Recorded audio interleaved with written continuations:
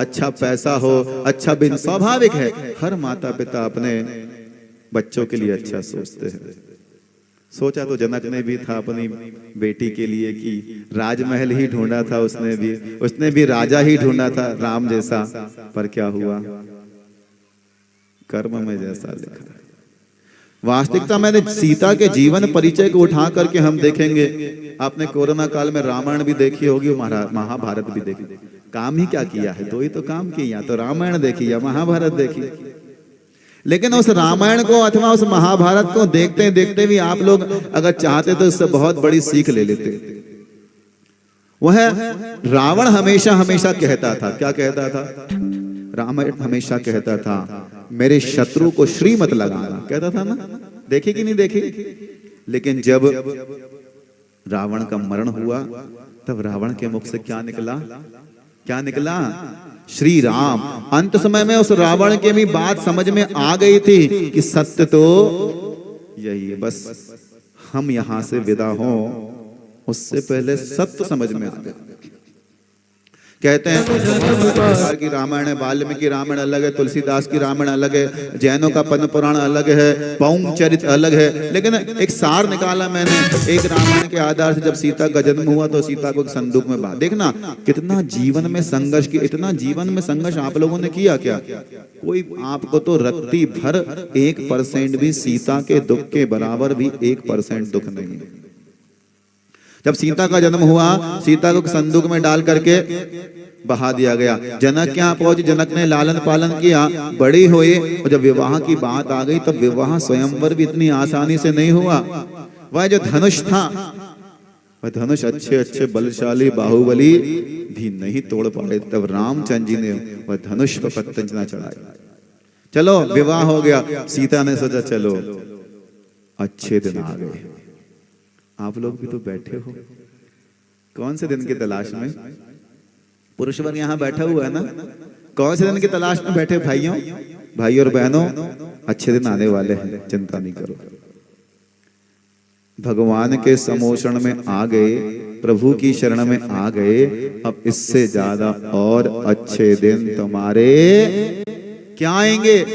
क्या अस्पताल में अच्छे दिन आएंगे? कोर्ट कचहरी में अच्छे दिन आएंगे? जेल में अच्छे नहीं।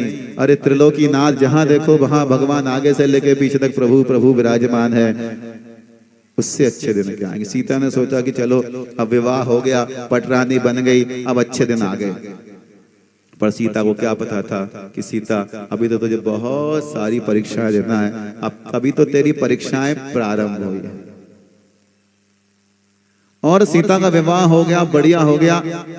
सुबह प्रभु राम के लिए राज तिलक होना, कर्म की विडंबना देखो, सारी तैयारियां हो गई हैं, प्रभु के लिए राज तिलक होना है। और शाम को क्या हो गया? ओहो, अब आप राजा नहीं बन सकते, अब आपको यहां से जाना पड़ेगा। कहां जाना पड़ेगा? वन की ओर। कितने दिन के लिए जाना पड़ेगा? एक आध दिन के लिए? वर्षों के लिए। 14 वर्ष का वनवास दिया। ध्यान रखना, रामचंद्र जी के लिए ही वनवास दिया गया था, सीता के लिए वनवास नहीं दिया। अगर शंकराचार्य नगर की सीता होती तो क्या होता बताओ? है तलाक, डिवोर्स। आप अपने घर जाइए वन की ओर, और हम अपने पीहर जाते हैं ना, पीहर बोलते ना, मायके पीहर, मायका जो भी। सोचो, ना तो लक्ष्मण के लिए वह वनवास मिला, ना सीता के लिए वनवास श्री राम के लिए। लेकिन वह सीता अपने पति के अनुचर थी, अच्छे दिन की बात तो भूल गई। चलो कोई बात नहीं, जंगल में चली गई, वहां भी जाकर के उसने धर्म ध्यान किया। ध्यान रखना, गुप्ती और सुगुप्ती नाम के मुनिराज के लिए भी सीता ने जंगल में आहार दिया। आप वन में नहीं दे पाते, भवन में नहीं दे पाते। पूरी फैसिलिटीज हो जाती हैं, एसी लगा है, सारा व्यवस्था, किचन भी मॉड्यूलर है, हो जाता कर्म का उदय। उसने सोचा कोई बात नहीं, मेरे कर्म का था। सीता ने जंगल में रह करके भी धर्म ध्यान किया। लेकिन कर्म कह रहा है सीता अभी रुको, नेक्स्ट पेपर। नेक्स्ट पेपर क्या है? रावण आ गया और रावण ने अपहरण कर लिया। सीता ने वहां भी समता को धारण किया, प्रभु को ध्याया, और वहां अशोक वाटिका में रह करके भी धर्म ध्यान किया। कुछ नहीं। समय बीतता चला गया, परीक्षा पे परीक्षाएं होती चली गई। ध्यान रखना कर्म सिद्धांत की बात, क्योंकि जिनका शास्त्रों में नाम लिखा है ऐसे महापुरुषों को भी कर्म नहीं छोड़ा तो हम किस खेत की क्या हो, मूली तो क्या मामूली भी नहीं हो, मूली तो अभक्ष होती, नाम ही नहीं लेना चाहिए। सुन रहे, मामूली भी नहीं हो। और जब वहां से वह वापस आ गई, रामचंद्र जी ने विजय को प्राप्त कर लिया, और विजय को प्राप्त करके जब वह वापस आ गई, सोचा चलो कोई बात नहीं, अब घर आ गए, अब राजमहल में आ गए, अब पटरानी बन करके अब राज्य करेंगे। तब कर्म कहता है अभी 2-3 पेपर और शेष बचे हैं। कौन से पेपर शेष बचे हैं? धोबी बीच में आ गया। धोबी ने अपवाद लगाया, रानी को पुनः जंगल में जाना पड़ा। सीता ने सोचा चल कोई बात नहीं, मेरे कर्म का उदय जंगल में ही मंगल कर लेंगे। लव और कुश का जन्म हो गया, और जब पुनः सीता राजमहल की ओर आई तब रामचंद्र जी कह देते हैं नो एंट्री। क्यों नो एंट्री? क्यों? एक पेपर और है, शेष बचा हुआ है। कौन सा पेपर? अग्नि परीक्षा का पेपर। तब वह सीता कह देती है स्वामी अब तो मैं परीक्षा दे दे करके थक चुकी हूँ, और जैन आगम के आधार से वह पृथ्वीमती माता जी की पास जाकर के दीक्षा ले लेती है। वैष्णव पुराण के आधार से सीता पृथ्वी में समा जाती है। जब ऐसे ऐसे महापुरुष, ऐसे ऐसे महासतियां, श्रीपाल जैसे, सुकुमाल जैसे, पाशनाथ जैसे, आदिनाथ जैसे, और कितने सारे उदाहरण, हजारों हजारों उदाहरण आपके सामने रख सकता हूँ। जब इनको भी कर्म ने नहीं छोड़ा तो हम तो इस पंचम काल के पैदा हुए जीव हैं, जिनकी हजारों हजारों वर्षों की आयु थी। आदिनाथ भगवान की 84 लाख पूर्व, 84 लाख पूर्व वर्ष की आयु थी, उनको भी कर्म ने नहीं छोड़ा। तो हम 60, 70 साल, 80 साल जी करके कौन सा बहुत बड़ा तीर मार लेंगे। इसलिए माधव जीवन थोड़ा सा बचा है, आयु घट रही है, यमराज करीब चला आ रहा है। सबसे बड़ा आश्चर्य बता करके 2 मिनट में अपनी बात को पूरा कर देता हूं। रोज हजारों हजारों लोगों को मरते देख रहे हैं और सुन रहे हैं। रोज मर रहे हैं लोग, अपने रिश्तेदार भी हो सकते हैं, करीबी, और हमारे घरों से भी दूर की बात क्यों करें। कोरोना काल में तो हमने बहुत सारे लोगों को अपने से बिछड़ते हुए देखा है। उसके बाद भी हम लोग नहीं सुधर पा रहे, हम लोग अपनी आत्मा कल्याण नहीं कर पा रहे। हम लोग उसी संसार की चकाचौंध में ये चमक और ये धमक, वो वाली चमक धमक नहीं, ये आपकी वाली, ये चमक और धमक में लगे हुए हैं।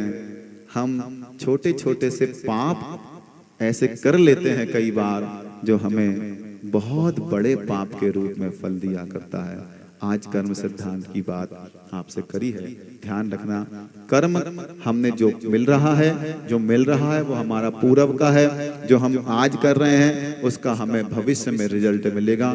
इसलिए कोई बात नहीं, किसी को नहीं पता कि हम पूर्व में क्या करके, हाँ मोटा मोटा पता है कि अच्छा मिल रहा है तो अच्छा करके आए, बुरा मिल रहा है तो, लेकिन किसी को नहीं पता किसने कौन सा कर्म किया।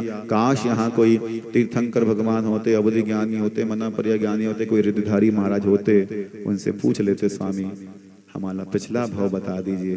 जब पिछला भव वह हमको बता देते तो हो सकता है हम सबको जाति स्मरण हो जाता। वो जाति स्मरण के माध्यम से हम भी अपनी आत्मा का कल्याण कर लेते। कोई बात नहीं, सुबह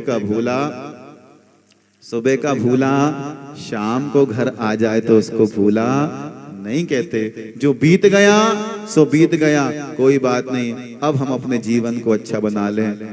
लोग कह रहे थे आपका जन्मदिन है, मैंने कहा मैं इस दिन को बहुत अच्छे से मनाता हूँ। क्यों मनाते? ऐसा नहीं मना, मैंने इसलिए नहीं क्योंकि आज के दिन ही पूज गुरुदेव ने मुझे एक बार और भानपुरा में अपने चरणों में लेकर के और आहार दान का पड़गाहन का सौभाग्य दिया था। तो अमर हो जाता है। कुछ चीजें ऐसी होती हैं जो इतिहास में लिखा जाती हैं, और उस दिन तो गुरुदेव ने अटूट कृपा करी थी। वो दिन चिरस्थायी हो गया, क्योंकि अब वह दिमाग में एक बार सेट हो जाता है। वो स्मृति पटल में जब हम इतिहास के पन्नों को पलटते हैं, आप लोग ये फोटो क्यों खींचते हैं? इसीलिए खींचते ना, शादी में जब किसी की शादी होती तो एल्बम बनता है, क्यों बनता है एल्बम, क्या जरूरत है? अरे शादी आप ही की हुई थी, आपके सामने हुई थी, आपके सामने हुई थी, आपके रिश्तेदार थे, क्यों नहीं? जब हमारे बच्चे हो जाएंगे या कभी हमारा मन होगा कि हम कुछ देखना, इतिहास के पन्नों को हम पलट लेंगे तो हमारी स्मृतियां भी सजीव हो जाएंगी। बस उस गुरुदेव की ही स्मृति के रूप में वह सारा का सारा है। हमारा और आप सबका कल्याण हो। समय अपना पूरा हो गया। अहिंसा परमो धर्म की। आइए मां जिनवाणी की स्तुति करेंगे। जिनवाणी के ज्ञान ते सूझे लोकालो, सोवाणी मस्तक नमो सदा देत हो धोक। हे जिनवाणी भारते तो है जपो दिन रे, जो तेरो शरणागहे सो पावे सुख चैन। देव भजो अरिहंत को गुरु सेवा निर्ग्रंथ, दया धर्म पालो सदा यही मोक्ष का पंथ। आवाज नमोकार मंत्र कीजिएगा।